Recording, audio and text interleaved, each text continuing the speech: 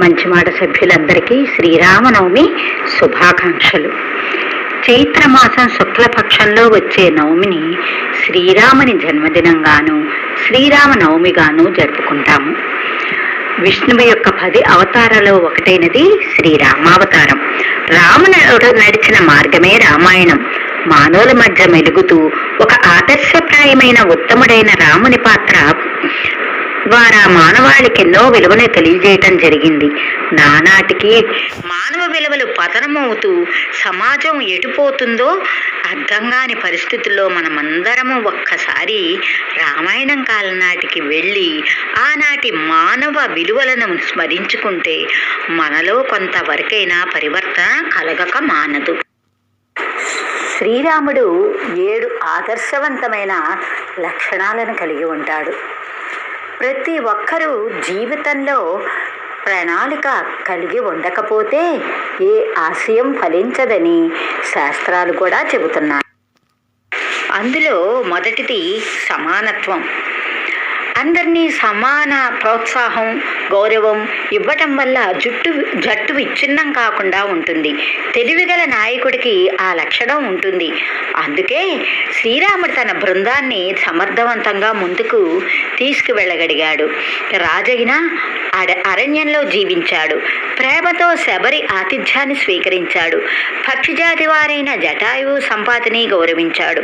వానర జాతినాడైన సుగ్రీవునితో, ఆటవీకుడైన గుహ్నితో, రాక్షసుడైన విభీషణునితో స్నేహం చేశాడు.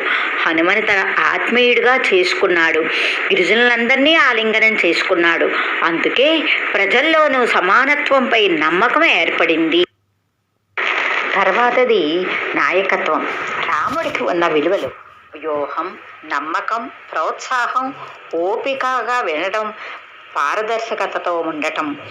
సీతను రావణుడు చెర నుండి విడిపించడానికి వానరుల సైన్యానికి నాయకత్వం వహించి పెద్ద బృందాన్ని తయారు చేశాడు. రావణుడిపై విజయం సాధించాడు. తర్వాతది సామర్థ్యం. ఏ పని ఏ వ్యక్తి ద్వారా ఎలా పూర్తి చేయాలో శ్రీరాముడికి బాగా తెలుసు. అందుకే ఆంజనేయుడిని దూతగా పంపాడు. ప్రతి వ్యక్తికి వారి సామర్థ్యాన్ని బట్టి పనులు అప్పగించాడు. వారి సామర్థ్యాన్ని పెంచే పనులని కేటాయించాడు.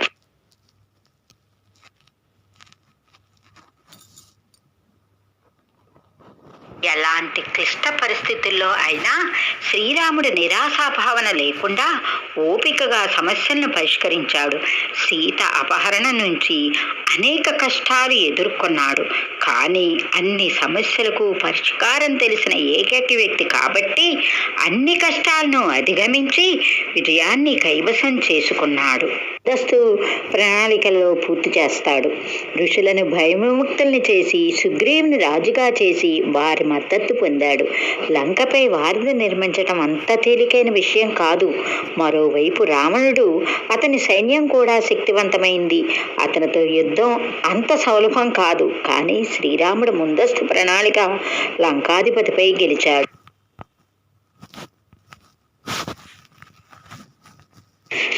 తర్వాతది సత్య పరాక్రమం.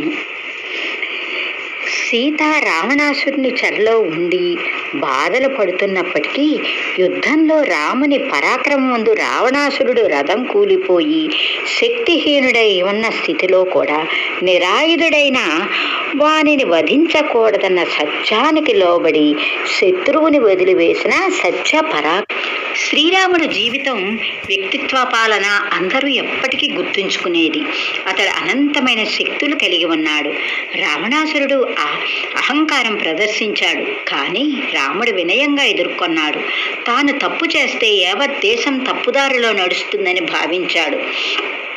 కాబట్టి మన వ్యక్తిత్వానికి ఆదర్శవంతంగా, అది కుటుంబపరంగా కానీ సమాజపరంగా కానీ ఎవ్వరూ మనల్ని తప్పు పట్టని విధంగా వినయంగా నడుచుకోవటం ఉత్తమం.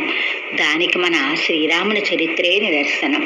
సర్వే జనా సుఖినో భవంతు, లోకా సమస్తా సుఖినో భవంతు. జై గోవింద.